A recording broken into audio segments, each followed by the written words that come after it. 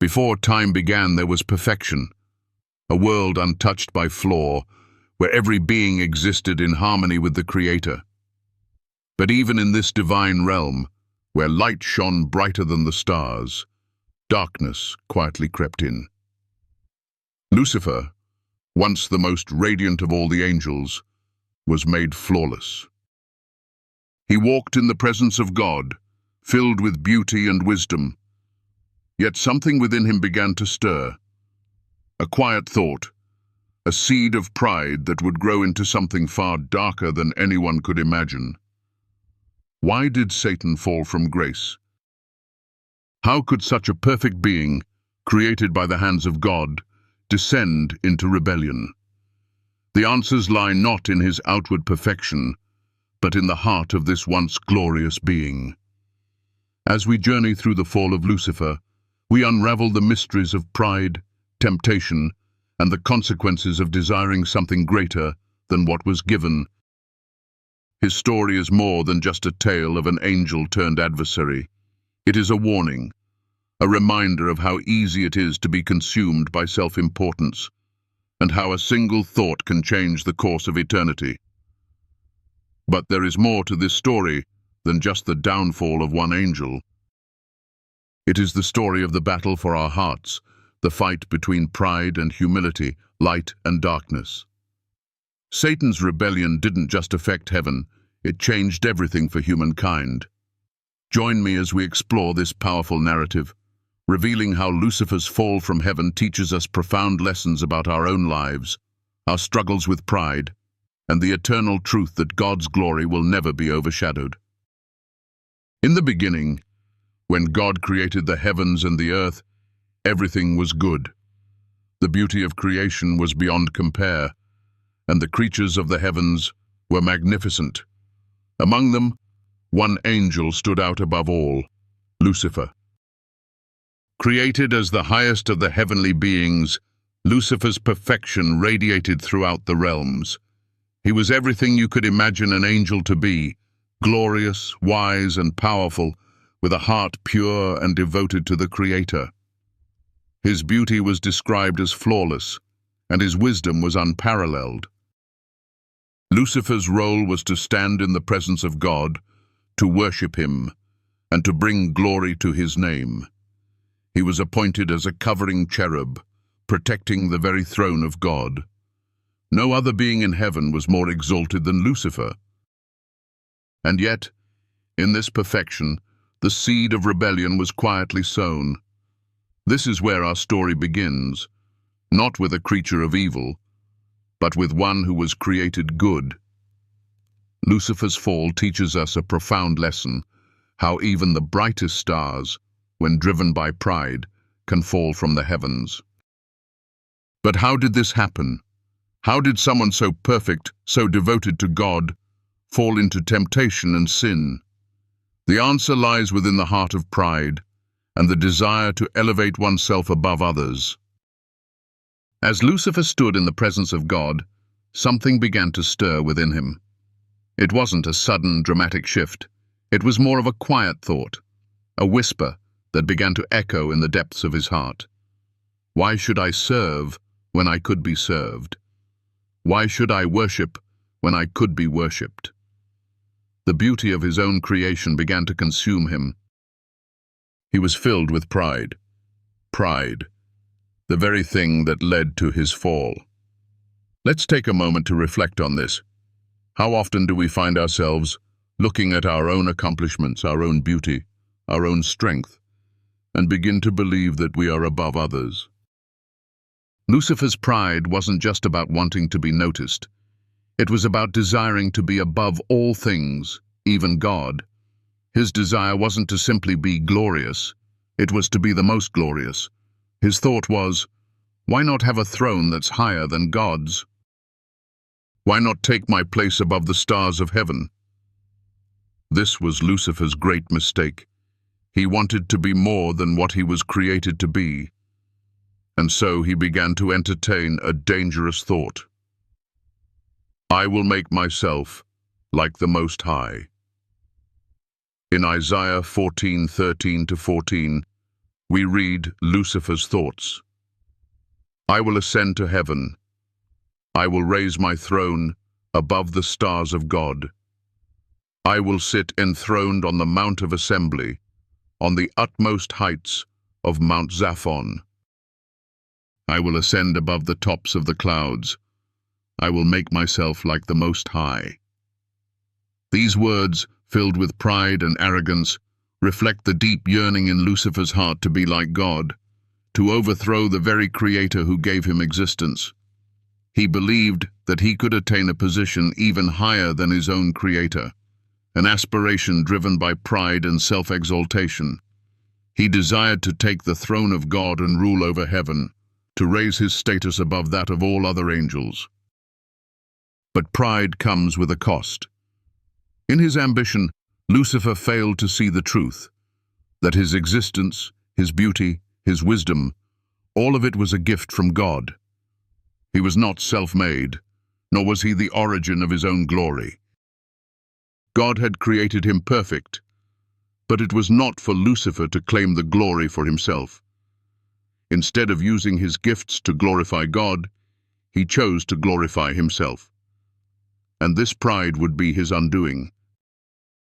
He reached for something that was never meant to be his, and in doing so, he fell from grace.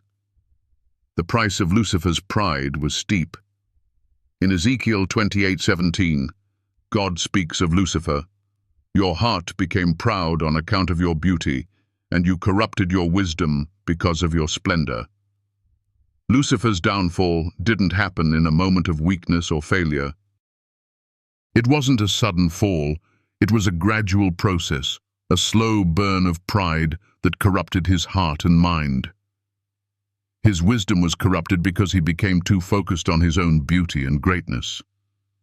He started to believe that he didn't need God, that he was self-sufficient, that he could be like God. But in reaching for something greater than himself, Lucifer lost everything. The lesson here is clear. Pride corrupts. It leads us to elevate ourselves above others, even above the very Creator who gives us life. And just as Lucifer fell because of his pride, we too can fall if we let our pride grow unchecked. We must remember that everything we are, every gift we have, is a gift from God. Humility, not pride, is the path to true greatness. When we recognize that we are nothing without God, we can find the peace and contentment that Lucifer lost. As we reflect on Lucifer's fall, we can see how his pride led to a chain reaction of destruction. Pride always leads to separation, separation from God, from others, and ultimately from our true purpose. When Lucifer chose to glorify himself, he was cast down from the very presence of God. And just as Lucifer's fall shook the heavens, our own pride can lead to the disintegration of relationships, the breaking of our connection to God, and a life far removed from the peace we were meant to have. But what does this mean for us today? How can we avoid the same fate as Lucifer? The answer lies in recognizing our true place before God. Like the angels in heaven, we were created for one purpose: to worship and glorify God. When we elevate ourselves above this purpose, we begin to stray from the truth. True greatness comes not from elevating ourselves, but from humbling ourselves before God, recognizing that He is the source of all beauty, all wisdom, and all goodness. Lucifer's fall is a warning to all of us. Pride comes before the fall. Let us consider this story carefully. Pride led to Lucifer's fall. Pride led to the downfall of many others, and it can lead to our own downfall if we do not guard our hearts. But there is a way to avoid this trap. The way is humility, a willingness to submit to God's will, a recognition that we are not the masters of our own fate, but servants of the Almighty. Humility opens the door to wisdom, peace, and true greatness in God's kingdom. Now, as we continue to explore this story, let us remember the lessons of Lucifer's fall. We must guard against the pride that so easily creeps into our hearts and minds, and let us instead seek to humble ourselves before the Creator, giving Him the glory He so richly deserves. For in doing so, we will find the path to eternal peace and fulfillment, far greater than any throne or glory we could ever claim for ourselves. The battle for our hearts and souls continues, just as it did in the heavenly realms. And as we journey through life, we must decide whether we will walk in the footsteps of Lucifer, consumed by pride, or whether we will follow the path of humility, submitting to the will of God. The choice is ours. As we continue to dive deeper into Lucifer's fall, it becomes clear that his pride was not just a personal flaw. It was a force that led to consequences that rippled through heaven and ultimately impacted humanity. The pride in Lucifer's heart grew, and with it, the desire to elevate himself above all others. He wasn't content with the perfection and position God had given him. He wanted more power, more glory, more authority. And this led to the defining moment of his rebellion. Lucifer's pride transformed into a direct challenge to God's authority. In Isaiah 14:13-14, we hear Lucifer's own words, "I will ascend to heaven. I will raise my throne above the stars of God. I will sit enthroned on the Mount of Assembly, on the utmost heights of Mount Zaphon. I will ascend above the tops of the clouds. I will make myself like the Most High." These words are bold, filled with defiance, as Lucifer seeks to overthrow God's throne and establish himself as the supreme ruler of all. His desire wasn't just to be like God, but to replace him entirely. What's extraordinary and profoundly tragic is that Lucifer was already in the presence of the Most High. He didn't need to ascend or raise his throne. He was already among the highest of angels, granted special access to God's presence and wisdom. But in his arrogance, he chose to turn away from this blessed position. The more he had, the more he wanted, and it was never enough. He reached for what was never meant to be his, and in doing so, he began his fall from perfection. This is a cautionary tale for all of us. When we become too focused on what we don't have, we risk losing sight of the blessings already in our lives. The more we chase after what's beyond our reach, the more we may lose what's already been given to us. Lucifer's desire to be like the Most High was not about serving, but about possessing power for his own sake, and this led to his destruction. Pride, in its essence, is a desire to be seen, recognized, and elevated. It blinds us to the truth of who we are and who God is. Lucifer, the most glorious of angels, was not content with the beauty and power God had bestowed upon him. He wanted more. And when that desire for more led him to think of himself as greater than his Creator, he lost everything. He fell from grace, and in his fall he became Satan, the adversary. It was not only Lucifer himself who suffered as a result of his pride. As he sought to elevate himself, he enticed others, a third of the angels, to join him in his rebellion. In Revelation 12:4 we are told, "His tail swept a third of the stars out of the sky and flung them to the earth." These rebellious angels followed Lucifer, allowing pride to cloud their judgment as well. What was once a heavenly realm of perfect harmony became a battlefield of celestial war. The angels who followed Lucifer were cast down along with him, now marked as fallen angels. The lesson is profound. Pride doesn't only affect the one who feels it. Lucifer's pride didn't just lead to his fall, it influenced others to fall with him. Just as pride can tear apart the unity of heaven, it can tear apart relationships and communities here on earth. When we allow pride to take root in our hearts, it doesn't just harm us, it can lead others to follow in our destructive path. Pride is contagious, and its consequences reach far beyond our own lives. As Lucifer's rebellion escalated, his role transformed. From the light-bearer to the adversary, That was the change that took place. Lucifer, now Satan, was no longer an angel of light. He became the embodiment of darkness and deception. His goal was clear: to lead humanity away from the truth of God, to destroy the perfect relationship between Creator and creation. Satan became the accuser, the deceiver, the one who sought to ruin what God had made good. But here lies the greatest tragedy of all. Lucifer was created perfect, yet in his pride he corrupted himself. Perfection, corrupted by pride, becomes the source of destruction. What was once beautiful became marred, and what was once a reflection of God's glory became a tool of rebellion. This is the price of pride. It turns something good into something broken. This brings us to the next lesson from Lucifer's fall. Pride leads to corruption, not just of the self, but of everything around it.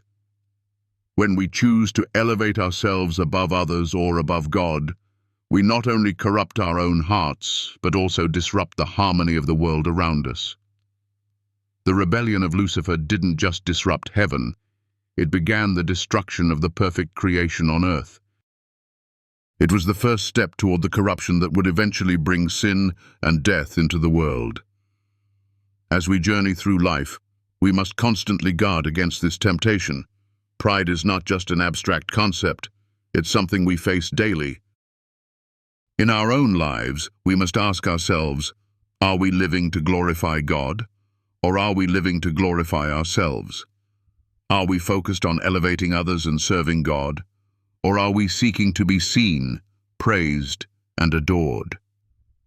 The more we focus on ourselves, the more we run the risk of falling into the same trap Lucifer did, a trap that leads to separation from God and ultimately destruction. Lucifer's downfall is a reminder that pride is the beginning of separation from God.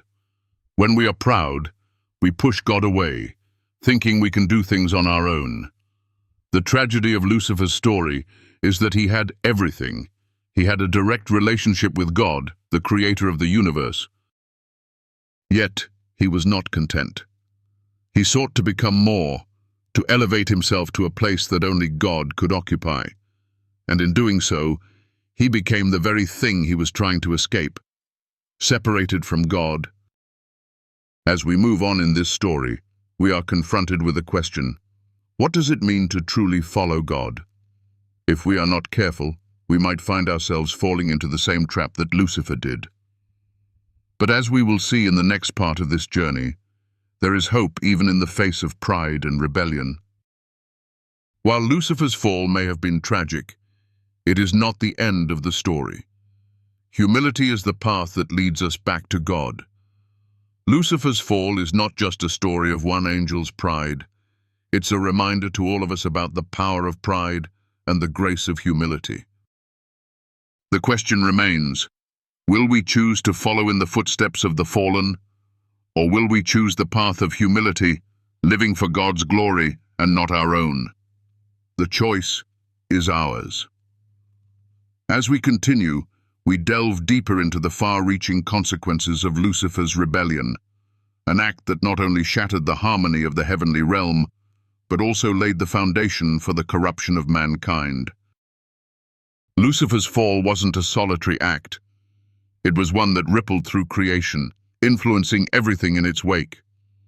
Lucifer, now Satan, didn't just fall alone. His pride became the spark that ignited a greater tragedy, drawing many angels into his rebellion. We learn in Revelation 12:4, his tail swept a third of the stars out of the sky and flung them to the earth. A third of the angels, once loyal to God, were persuaded by Satan's lies and joined his rebellion. These angels, now fallen, became what we call demons, beings who now serve Satan in his eternal opposition to God's will. The devastating consequence of this rebellion is much greater than we might realize. Lucifer's pride didn't only affect himself, it pulled down others with him. Pride doesn't stay contained in the heart of one person, it spreads. Just as Satan led a third of the angels astray, our own pride can influence others. The danger of pride lies in its ability to subtly influence and draw others into its web. One person's arrogance can be contagious, leading to the downfall of many. Satan didn't just seek to elevate himself above God, he sought to bring others down with him, to corrupt all that was good in creation. He wanted to pull as many as possible into his rebellion. Pride fuels division and destruction, whether among angels or among humans. It doesn't just tear apart relationships between individuals. It breaks the very fabric of creation itself. This is the lesson we must take from Lucifer's rebellion. Pride is a force that doesn't just corrupt the individual, but it also brings others into its destruction. Now let's step back and consider the greater scope of Lucifer's rebellion. Satan wasn't content with his position in heaven. He wasn't satisfied with the glory that was given to him by God. As we know, he sought to take God's throne, to rise above the Most High. And when he failed, when he was cast down from heaven, it was more than just a personal loss. His rebellion introduced something new into the world: sin. For the first time, there was a creature who chose to defy God, to go against his perfect will. That sin, the rebellion against God's goodness, was the seed that grew into the corruption of the world. Satan's fall marked the entry of sin into the universe, and through his fall, Satan became not only the accuser and the deceiver, but also the originator of sin. The chain of events that began with Lucifer's pride continues to have its effects to this day. Satan's rebellion set in motion the temptation of Adam and Eve in the Garden of Eden. In Genesis 3, Satan, in the form of a serpent, led humanity astray. Through deception and lies, he tempted Eve to eat from the tree of the knowledge of good and evil, the one tree that God had commanded them not to touch. Satan's influence was the catalyst that brought sin into the world. By leading humanity into disobedience, he brought the curse of death and separation from God into our lives. The fall of Satan became the beginning of the fall of mankind.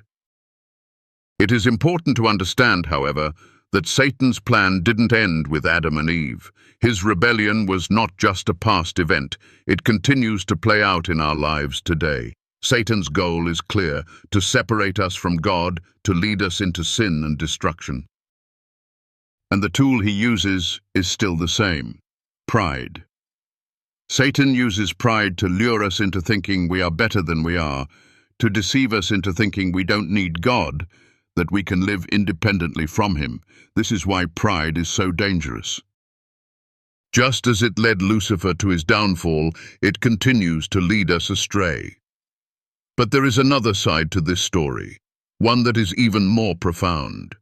Despite Satan's victory in leading Adam and Eve to sin, God had a plan for redemption. From the very moment that sin entered the world, God began to prepare a way for humanity to be restored to him. In Genesis 3:15, we see the first promise of redemption, where God speaks of a future deliverer who will crush the head of the serpent. This promise was fulfilled in Jesus Christ, who came to destroy the works of the devil and to restore humanity's relationship with God. Through Christ's death and resurrection, the power of Satan was broken, and the way to salvation was opened to all who believe. So, while Satan's pride and rebellion brought destruction and corruption, God's plan for redemption is even greater. Humility, the opposite of pride, is the key to overcoming the temptation that Satan brings into our lives. Jesus Christ, though he was God, humbled himself and took on human form, living a life of perfect obedience to God. Through his humility, he triumphed over the pride of Satan and restored what was lost. The lesson for us is clear: humility is the path to victory. When we humble ourselves before God, we are able to resist the pride that leads to sin, and through humility, we find the true freedom and joy that comes from living in alignment with God's will. As we reflect on the fall of Lucifer and the consequences of his pride, we are reminded of the importance of humility in our own lives. Satan's rebellion is not just a story from the past. It is a powerful reminder of the dangers of pride and the importance of remaining humble before God. Humility is the key to overcoming the temptation to elevate ourselves above God. And it is through humility that we can experience the fullness of God's grace and redemption. And so, as we continue on this journey, let us remember the great lessons of Lucifer's fall. Let us guard our hearts against pride, knowing that it leads only to destruction. And let us follow the example of Jesus, who, through his humility, triumphed over sin and death. In doing so, we can experience the victory that comes from living in the light of God's grace, and we can avoid the devastating consequences that come from pride. The choice is ours. Will we walk in humility, or will we fall into the same trap that led Lucifer to his eternal defeat? The answer lies in how we choose to live today. As we come to the end of our journey, one question remains, echoing through our minds. What does the story of Lucifer's fall teach us about ourselves and our relationship with God? The answer is not just a theological one, but one that touches the deepest parts of our hearts. Lucifer, the once brilliant angel, chose to elevate himself above the Creator. He sought power, glory, and the throne of God itself. But in his pride, he lost it all. What started as a quiet thought, a whisper in his heart, grew into rebellion and led to his fall from grace. Pride, the root of Lucifer's sin, is the same pride that we all face in our lives today. It's the temptation to think we can do it on our own, the desire to elevate ourselves at the expense of others, and the inclination to believe we can be our own gods. Lucifer's story is not just a story of an angel's downfall, it's a warning for all of us. The pride that led to his fall can easily creep into our hearts if we're not careful. We must remember that no matter how much we achieve, no matter how great we may feel about ourselves, everything we have is a gift from God. Our talents, our wisdom, our beauty, everything comes from him, and it is meant to glorify him, not ourselves. But there's hope. In the midst of Lucifer's rebellion, God already had a plan. He sent Jesus, his Son, to redeem us from the consequences of sin and pride. Through Christ's humility, we have the opportunity to humble ourselves before God and find the true joy that comes from living in his grace. Jesus didn't come to us with power or self-glorification. He came as a humble servant, showing us that greatness comes not from lifting ourselves up, but from bowing low in service to others. This is the path that leads to eternal life. Humility is the key to overcoming pride, the same pride that led to the fall of Lucifer. And in Christ, we are given the power to overcome that same temptation. Just as Lucifer's pride led to destruction, our humility in Christ leads to restoration and eternal peace with God. The fall of Lucifer reminds us of the dangers of self-exaltation, but the rise of Jesus Christ shows us the beauty of a life lived in humble obedience to God's will. It is through his sacrifice that we can be restored, no matter how far we've fallen. As we finish today's reflection, let's take a moment to think about our own lives.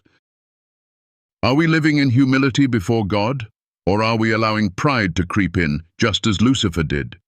This battle is not just a story from the past, it is an ongoing spiritual war.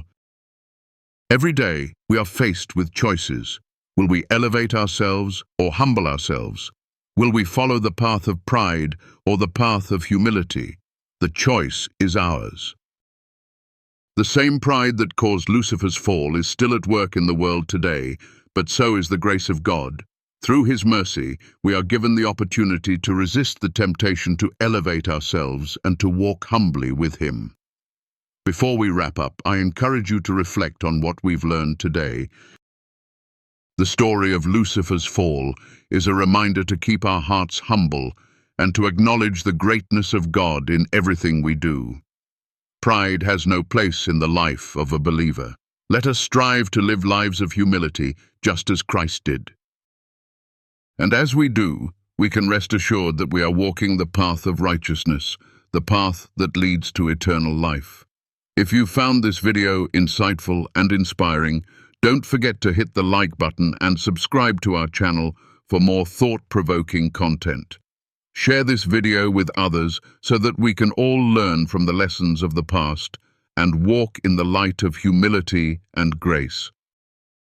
Let's continue to grow together in our understanding of the Bible and its teachings. Be sure to comment below and share your thoughts on how pride and humility play a role in your life. We'd love to hear your reflections. Until next time, may God bless you with the strength to resist pride and the grace to walk in humility.